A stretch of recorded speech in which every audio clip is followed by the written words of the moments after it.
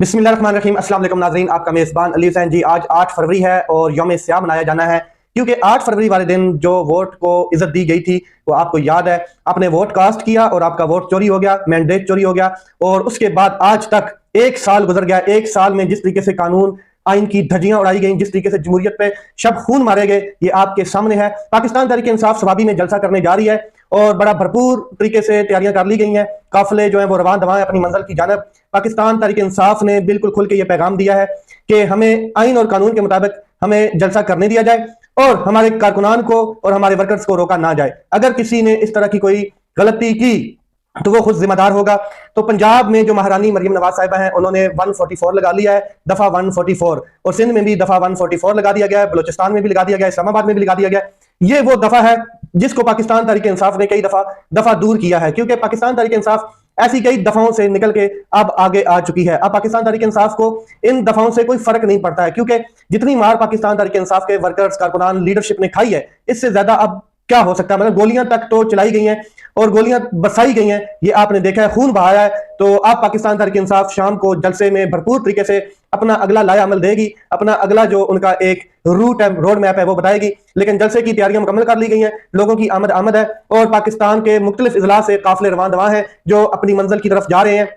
अली अमीन गंडापुर साहब, जुनैद अकबर साहब ये खिताब करेंगे वहां पर पाकिस्तान तहरीक इंसाफ के जलसे में, और इमरान खान साहब का नेक्स्ट जो अगला लाया अमल है वो भी बताया जाएगा कि कहां पर अब पाकिस्तान तहरीक इंसाफ स्टैंड करती है और किस तरफ अगला मूव करेगी। मैं आपको बताना चाहता हूं कि सुप्रीम कोर्ट ऑफ पाकिस्तान के 4 जजेस ने खत लिखा है चीफ जस्टिस सुप्रीम कोर्ट को, यानी कि यहिया अफरीदी साहब को। 4 सीनियर तरीन जजेस ने खत लिखा है और ये 4 सीनियर तरीन जजेस हैं जस्टिस मंसूर अली शाह साहब, जस्टिस मुनीब अख्तर, जस्टिस अत्तर मिनल्ला साहब और जस्टिस आयशा मलिक साहिबा। 4 जजेस ने यहिया अफरीदी साहब को खत लिखा है। खत में उन्होंने एक तो चीज क्लियर की है कि किस एजेंडे के तहत, किसके हुक्म पर, किसकी बैकिंग पर ये अदलिया की तजलील हो रही है, अदलिया को जो है वो जलील किया जा रहा है, अवाम की नजर में अदलिया की जो एक साख्त है उसको कमजोर किया जा रहा है, इसके पीछे किसका एजेंडा है। ये बात बिल्कुल वाज़ेह रोज़े रोशन की तरह उन्होंने अपने खाते में लिखी है कि किसके एजेंडे के ऊपर सुप्रीम कोर्ट ऑफ पाकिस्तान या अदलिया की तजलील की जा रही है। साथ में आगे उन्होंने मजीद जो डिटेल में लिखा है वो मैं आपके सामने रखता हूं। आईनी तरमीम का केस, तरमीम के नतीजे में बनने वाला बेंच ही आईनी बेंच सुन रहा है। जो आईनी तरमीम है, वो जो केस है एक्चुअल 26वीं आईनी तरमीम का, वो जो तरमीम के आने के बाद एक बेंच बनना है आईनी बेंच, उसी ने सुनना शुरू कर दिया, वही सुन रहा है। आईनी तरमीम का मुकदमा फौरी तौर पर फुल कोर्ट के सामने मुकर्रर किया जाए। पहले भी आईनी तरमीम का केस फुल कोर्ट में मुकर्रर करने का हम मुतालबा कर चुके हैं। आईनी बेंच ने भी केस काफी ताखीर से मुकर्रर किया गया है। ये वाला आईनी तरमीम केस की आइंदा समाज से कबल ही नए जजेस की तैनाती के लिए जल्दबाजी में इजलास बुला लिया गया है। आईनी तरमीम केस जेर समात है। तरमीम से फायदा उठाने वाले जजेस के आने से अवामी एतमाद मुतासर होगा, यानी कि जो इस तरमीम से जजेस फायदा उठा रहे हैं और उनको तैनात किया जा रहा है मुख्तलिफ अदलिया में, लाहौर हाई कोर्ट हो जाए या सुप्रीम कोर्ट ऑफ पाकिस्तान हो जाए, तो इससे अवाम के अंदर जो एक तशवीश है, अवामी जो एतमाद है वो मुतासर हो रहा है। आईनी बेंच अगर फुल कोर्ट की दरखास्तें मंजूर करता है तो फुल कोर्ट तश्कील कौन देगा, ये बड़ा एक अहम सवाल है कि फुल कोर्ट तश्कील कौन देगा।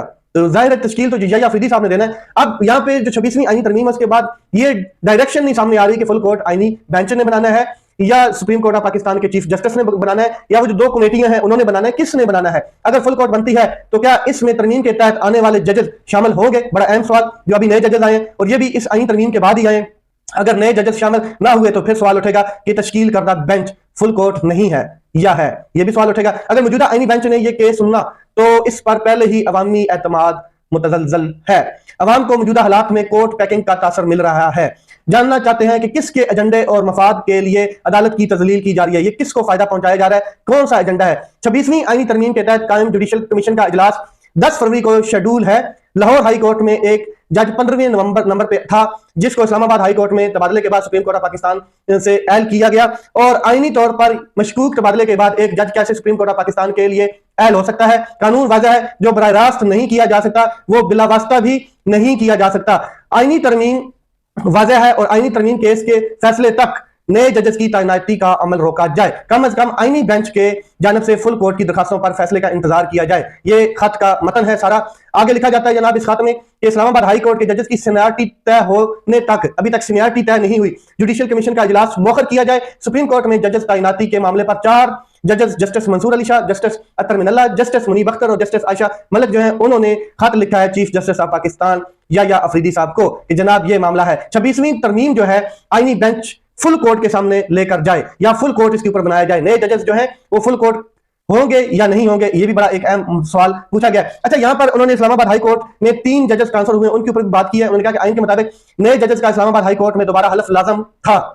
हलफ के बगैर इस्लामाबाद हाई कोर्ट में इन जजेस का होना मशकूक हो जाता है। इसके बावजूद इस्लामाबाद हाई कोर्ट में सीनियरिटी लिस्ट बदली जा चुकी है और सुप्रीम कोर्ट के जो 4 जजेस हैं उनका ये जो नया खत है, इन्होंने बिल्कुल क्लियर कहा कि 10 फरवरी को होने वाला जो जुडिशियल कमीशन का इजलास है, इसको मौखर किया जाए, इसको पोस्टपोन किया जाए, जब तक 26वीं आईनी तरमीम का जो केस है वो फुल कोर्ट के सामने नहीं जाता और फुल कोर्ट इसके ऊपर फैसला नहीं देती है। और फुल कोर्ट में कौन से जजेस बैठेंगे, फुल कोर्ट का आर्डर कौन देगा, फुल कोर्ट बनाएगा कौन, फुल कोर्ट में क्या जो नए जजेस इसी आईनी तरमीम के तहत आए हैं वो फुल कोर्ट का हिस्सा होंगे, अगर होंगे तो क्या उसको फुल कोर्ट कहा जाएगा, क्योंकि वो इससे फायदा उठा के आए हैं इसी आईनी तरमीम का। तो आईनी तरमीम का जो मामला ये अभी तक लटका हुआ है और जस्टिस मंसूर अली शाह साहब निजाम के अंदर रह के आइन और कानून की बालादस्ती के लिए अपनी जंग लड़ते हुए नजर आ रहे हैं। तो चलते हैं, दूसरा खत इमरान खान साहब ने लिखा है आर्मी चीफ को। पहले एक खत लिखा गया था इमरान खान साहब की जानिब से, अब एक और खत लिखा गया इमरान खान साहब की जानिब से, उसके ऊपर बात कर लेते हैं। इमरान खान साहब ने कहा कि मैंने मुल्क को कौम की बेहतरी की खातिर नेक नीति से आर्मी चीफ के नाम खत लिखा ताकि फौज और अवाम के दरमियान जो दिन ब दिन बढ़ती खलीज है इसको कम किया जा सके, मगर इसका जवाब इंतहाई गैर संजीदगी और गैर जिम्मेदारी से दिया गया।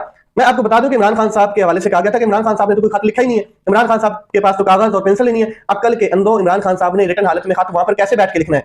इमरान खान साहब के पास पढ़े लिखे लोग जाते हैं, वो कला जाते हैं, बैरिस्टर जाते हैं, पढ़ी लिखी टीम है इमरान खान साहब की। इमरान खान साहब ने उनको सिर्फ इंस्ट्रक्शन देनी है, हिदायत देनी है। और जो ट्विटर अकाउंट है वो भी इमरान खान साहब का पाकिस्तान से नहीं चलाया जा रहा, वो भी बाहर कोई बैठ के चला रहा है। तो इमरान खान साहब ने तो सिर्फ इशारा देना है कि आप ये कर दें, तो लोगों ने कर देना है। वो पढ़े लिखे लोग हैं, वो ये नहीं है कि पर्ची वाले लोग नहीं है कि पर्चियां लेकर जाएंगे, उनके दिमाग है, वास्ट किस्म का नॉलेज है उनके पास और जो उनके साथ बीती है उसके ऊपर उनको इल्म है।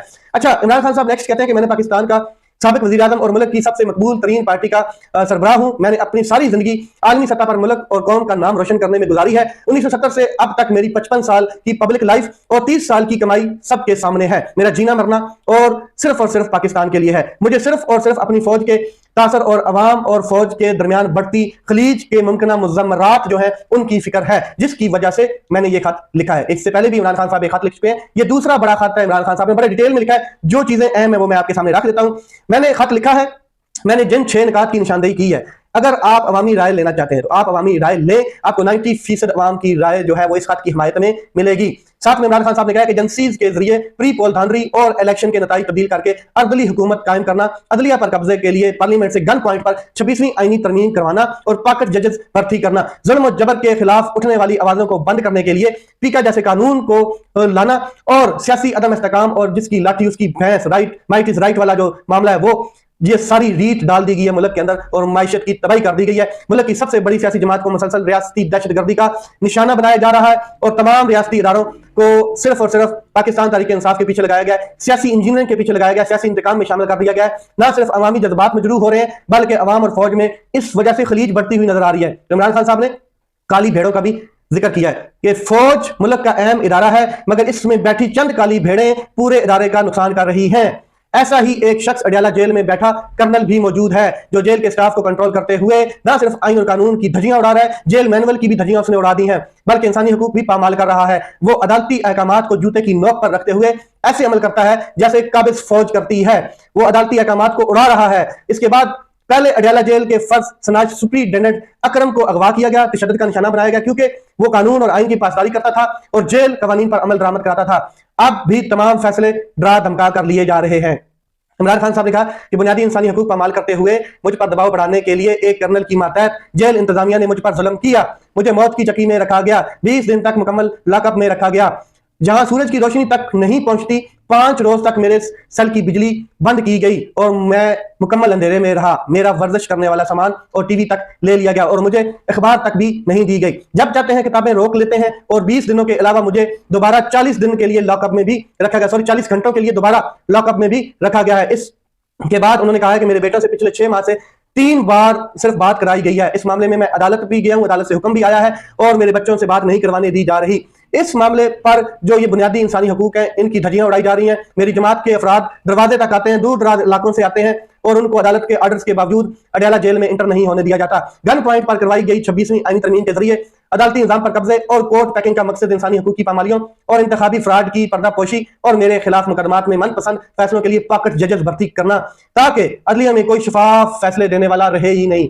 मेरे सारे केसेस के फैसले दबाव के जरिए दिलवाए जा रहे हैं। मुझे गैर कानूनी तौर पर 4 सजाएं दिलवाई गई हैं। मेरे खिलाफ फैसला देने वाले जजेस साहिबान पर इतना दबाव होता है कि एक जज का ब्लड प्रेशर 5 मरतबा हाई हुआ और उसे जेल से अस्पताल में दाखिल किया गया। इस जज ने मेरे वकील को बताया कि मुझे और मेरी एहलिया को सजा देने के लिए ऊपर से बहुत प्रेशर है।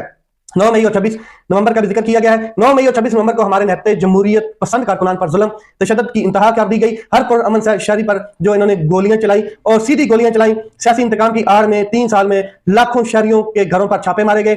हमारे 20,000 से ज्यादा वर्कर सपोर्टर्स को अगवा और गिरफ्तार किया गया और सैकड़ों को अगवा करने के बाद तशद्दुद का निशाना भी बनाया गया। हजारों बेगुनाह लोगों को कई माह तक झूठे केसेस में जेलों में रखा गया है। एजेंसियों के दबाव पर हमारे 2,000 से ज्यादा वर्कर सपोर्टर और पार्टी लीडर्स की जमानत की दरखास्तें अब तक इस्लामाबाद हाई कोर्ट के जजेस के जेर इल्तवा रखी हुई है और उसके ऊपर जजेस बैठे हैं। हमारे फौजी पाकिस्तान के लिए कुर्बानियां दे रहे हैं। दहशतगर्दी के खिलाफ जंग में कामयाबी के लिए जरूरी है कि फौज जो है उसके पीछे अवाम खड़ी हो। और लेकिन अफसोस का अमर है कि एस्टैब्लिशमेंट की पॉलिसियों और इनकी गैर कानूनी इकदामात की वजह से फौज और अवाम में जो एक खलीज है वो बढ़ती नजर आ रही है। फौज की बदनामी मुसलसल बढ़ रही है। ये सब फौज के हलफ की खिलाफ वर्जी है। किसी भी मुल्क की फौज अपने शहरियों के साथ ऐसा सलूक नहीं करती, बल्कि ऐसा सलूक तो काबज फौजें करती हैं जो खुद को आइन और कानून से बालातर समझती हैं। इमरान खान साहब ने क्लियर कहा कि मुल्क की इस्तेकाम और सलामती के लिए नागजीर है कि फौज और अवाम के दरमियान खलीज कम हो और इस बढ़ती खलीज को कम करने की सिर्फ एक ही सूरत है कि वो फौज जो अपनी आईनी हदूद में काम करे, अपनी आईनी हदूद में वापस जाना होगा और सियासत से खुद को अलग करना होगा और अपनी मुतय्यन करदा जिम्मेदारियां जो है उनको पूरा करना होगा। ये काम फौज को खुद करना होगा, वरना यही बढ़ती खलीज कौमी सलामती की इस्लाह में फॉल्ट लाइनर बन जाएगी। इमरान खान साहब का क्लियर कट मैसेज जो इमरान खान साहब ने आर्मी चीफ को दूसरा खत लिखा है। और यहां पर मैं एक खबर और ऐड कर दूं कि इमरान खान साहब की आजादी के लिए जियो विल्सन ने पार्लियामेंट के फ्लोर पर पाकिस्तानी एस्टैब्लिशमेंट के पर खच्चे उड़ा के रख दिए। बरस पड़े जनाब। वो कहते हैं कि पाकिस्तान आर्मी ने इमरान खान को जेल में डाल रखा है, जमहूरियत को नुकसान पहुंचाया है जेल में डालकर। Donald Trump corrupt judicial process से वाकिफ हैं, इमरान खान को फौरी रिहा किया जाए। अब बातें यहां तक नहीं रही हैं, बातें बहुत आगे निकल चुकी हैं। लेट्स सी मामला किस तरफ जाते हैं। अपना ख्याल रखें, अपने भाई के चैनल का ख्याल रखें। पाकिस्तान जिंदाबाद।